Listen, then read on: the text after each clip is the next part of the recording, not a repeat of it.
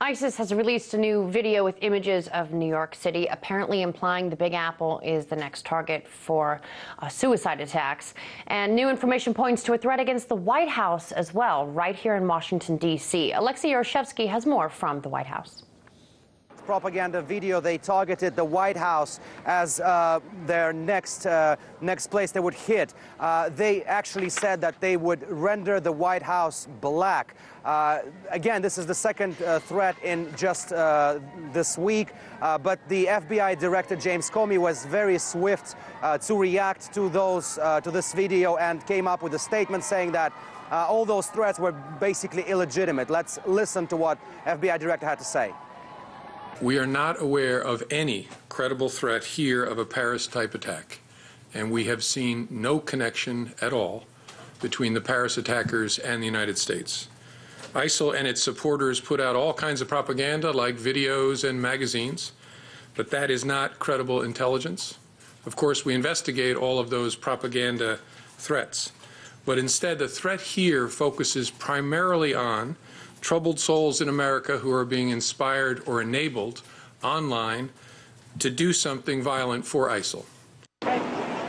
I'm sure Egor will mention the security situation in New York City. I've heard that there are some reinforcements there, but speaking of Washington, D.C., we haven't seen any significant boost in security here. Even now, right here by the White House, the atmosphere is very calm. There are a lot of kids here, as you can probably see, and I spoke to a number of people walking around here. Nobody feels any kind of alarm following those threats made by ISIS. It's pretty much a follow-up to what James Comey had to say.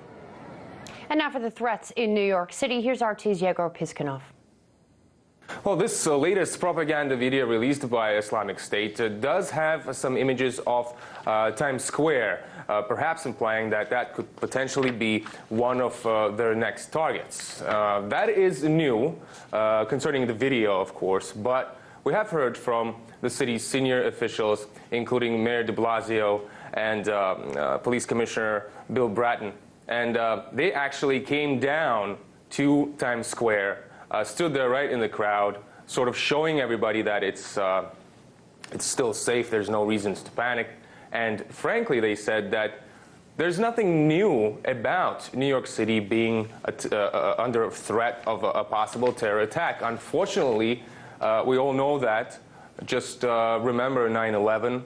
And they are saying that the city is constantly upgrading its security systems. They're constantly on the lookout for any possible threats. And so far, besides this propaganda video, when it comes to actual intelligence information, when it comes to any data that goes through their intelligence systems, they don't see any specific new threats and are telling people to just stay calm and go on with their lives. They even, as they stood on Times Square, they just actually pointed out that life was and is still going on as normal there. There are a lot of people around them just going by their business. We did speak to some of the New Yorkers on the streets, and the reaction was mixed because, well, the scars left from 9/11 are still fresh in many people's memories.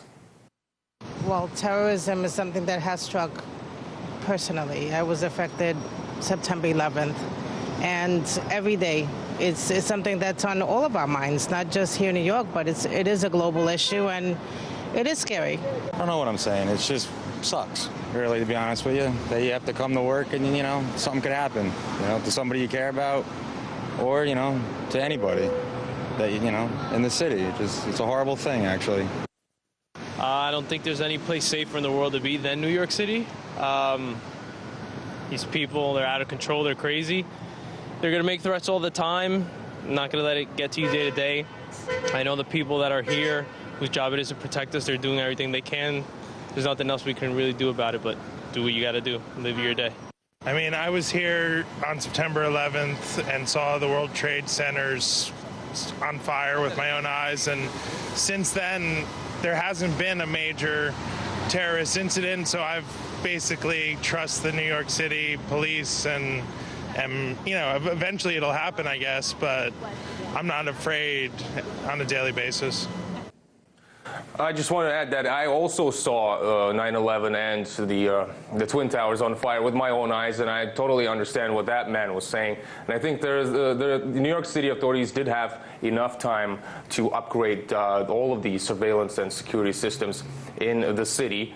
We're also getting reports now that Islamic State has also threatened a terror attack against the White House in Washington, D.C., but the FBI is saying that both of these threats are not credible.